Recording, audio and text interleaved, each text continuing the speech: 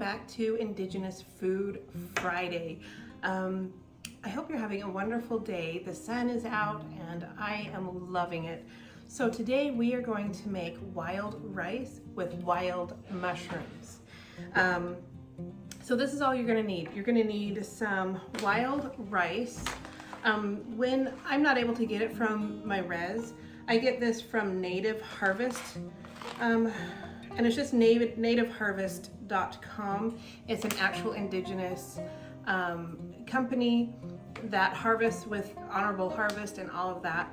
And I believe they're Ojibwe. So this is a good place to get your wild rice if you don't have a contact, from nativeharvest.com. So you're gonna need a cup of wild rice. Rinse that 2 or 3 times. And then any kind of wild mushroom.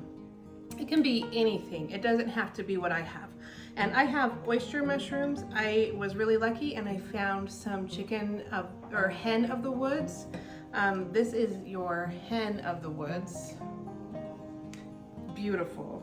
Now, oyster mushrooms, I don't believe are native. Here, I was able to find them at the market.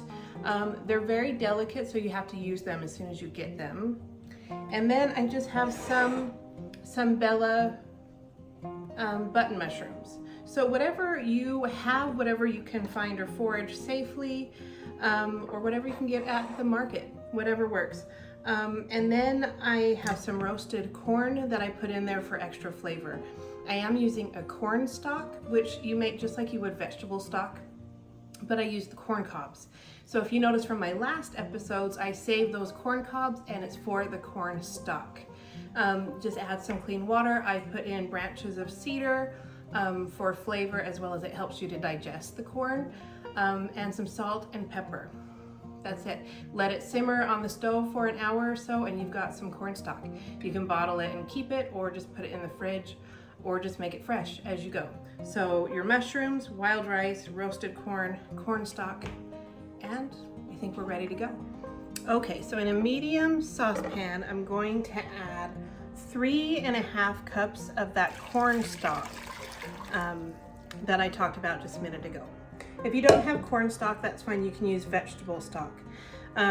It's already hot because I already took it straight from the stove. So I'm going to add 1 cup of wild rice that's been rinsed. Wild rice will almost triple in size. So 1 cup will very easily become 3.5 to 4 cups. So keep that in mind. Okay, so now I'm just going to add a pinch of salt. If you already added it to your stock, you don't need to add more, but I'll add just a little additional pinch for the wild rice. And then we're gonna cover, and you're gonna cook this for 15 to 20 minutes, so not very long. Reduce the heat to simmer, and we'll set that aside, and now we're gonna do our mushrooms. Okay, so I've heated up my saucepan, and I'm going to add, oh, you know me, this is probably a tablespoon, I'm almost out, of sunflower oil. So I'm gonna need to order more of that. And while this heats up, I'm going to add a few leaves of culinary sage. I think I forgot to tell you that at the beginning. So you're gonna add that right to the oil. Let's do one more. It infuses that oil and makes it amazing. Okay, so now the sage leaves are nice. They're almost crispy. We're gonna leave them in here. Oh my gosh, it smells so good. So now I'm gonna add the button mushrooms. Add your most dense, less delicate mushrooms first. And we're gonna brown these up.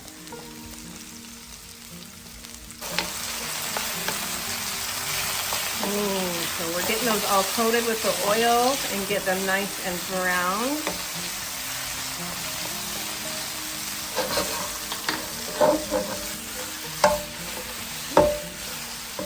Getting a little toss crazy.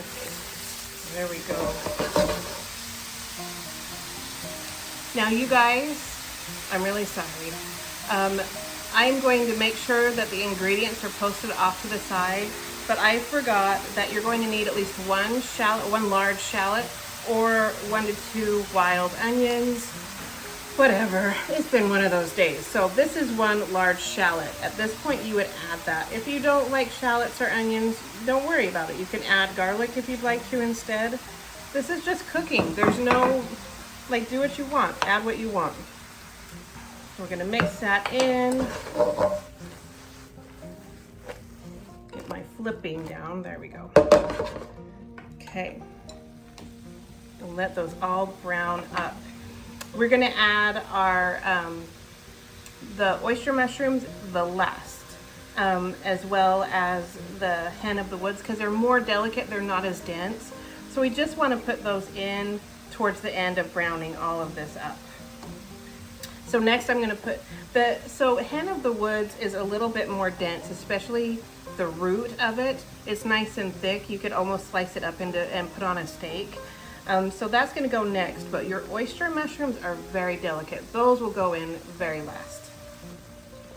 Also, do not salt this until the very end because it draws moisture out of the mushrooms instead of making a nice, letting it baste in its oils on its own. It just really dries them up and kind of robs from the flavor. So if you put the salt in at the very end, you'll notice a huge difference in flavor. Okay, so the Bella button mushrooms are nicely cooked down and browned, and the wild onion or shallot is softened and translucent. So now we're gonna add the next delicate mushrooms, which this is the hen of the woods.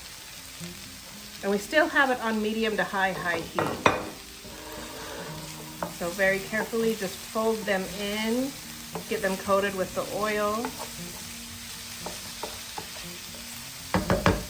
So these two have been browning for about 2 to 3 minutes. Now I'm going to add our oyster mushrooms. Now for all mushrooms, I don't like scrub them. You just lightly dust them off. If you need to wash them in water, then just do it very gently. You don't want to disturb the outer skin of the mushroom, or you'll take away all of the flavor and it loses its texture super, super quick if you do it that way. So clean them just by gently brushing them off, or if you have to wash them, just do them ever so gently. Okay, so it's been another 2 to 3 minutes. Now at this point, we're going to sprinkle in a couple pinches of salt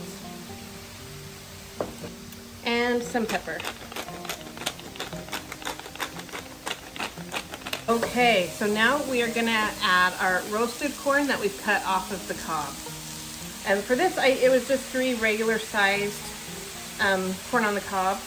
And I didn't start a fire this time because today's been a crazy hectic day. So I just roasted them in the oven under the broiler, coating it with sunflower oil and making sure I turned it often until it was a nice roasted color. So you can do that too. I like the fire better, but today it just wasn't happening. Now we'll get that all mixed together and heat that up. Now I'm gonna set this aside and bring our cooked wild rice back. Okay, so now the wild rice is completed. You can see how much it's grown, and it's absolutely beautiful. So now I'm going to just combine our wild mushrooms and roasted corn to the wild rice.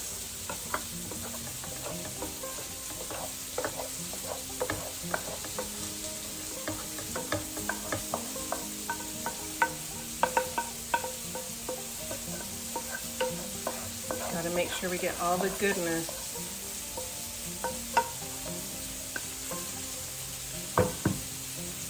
Okay, and then just carefully fold that in.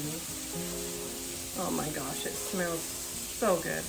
Now you could taste it and see if you need some more salt and pepper. Some people like more, some people like less. So just as you go, taste it, see what it needs. You can always add more, but you can't take it away. So here you are. Now tonight I'm going to be serving this with buffalo burgers.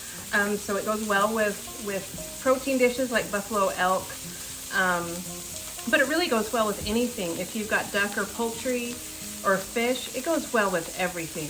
But tonight I'm serving this with some buffalo burgers.